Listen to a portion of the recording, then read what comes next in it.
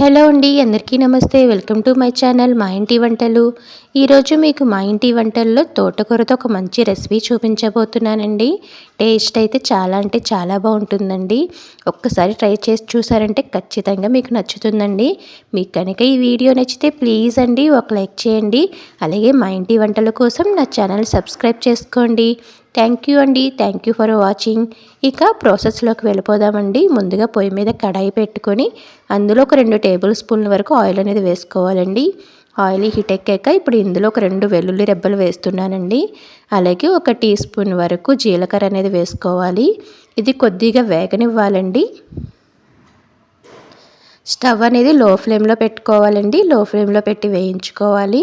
ఇప్పుడు ఇందులో పచ్చిమిర్చి వేసుకోవాలండి.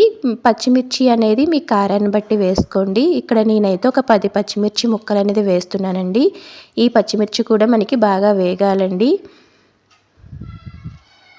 పచ్చిమిర్చి బాగా వేగిపోయాయి కదండి. ఇప్పుడు ఇది మనం మిక్సీ జార్లో వేసుకోవాలి.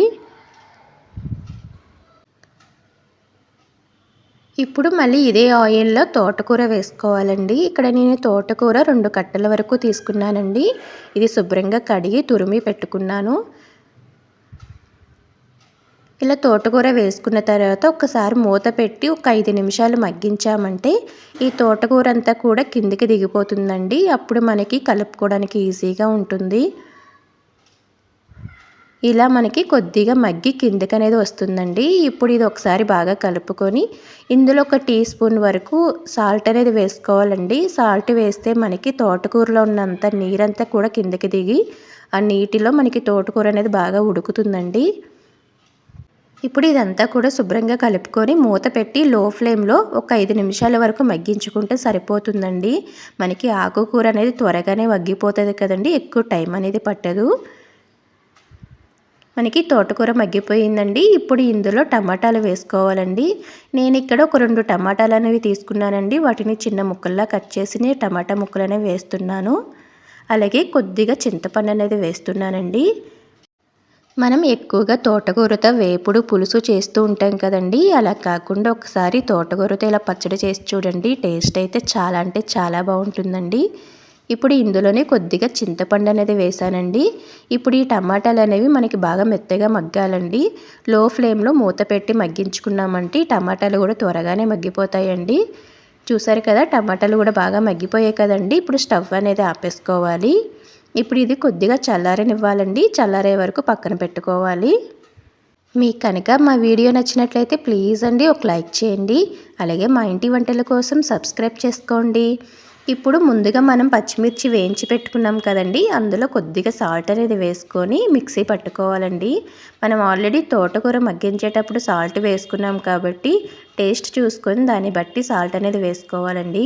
ఇప్పుడు ఇందులోనే మనం ముందుగా మగ్గించుకున్న తోటకూర కూడా వేసుకోవాలండి. ఇప్పుడు ఈ తోటకూరని కూడా మనం మిక్సీ పట్టాలండి. మరీ మెత్తగా పేస్ట్లా చేస్తే బాగుండదండి.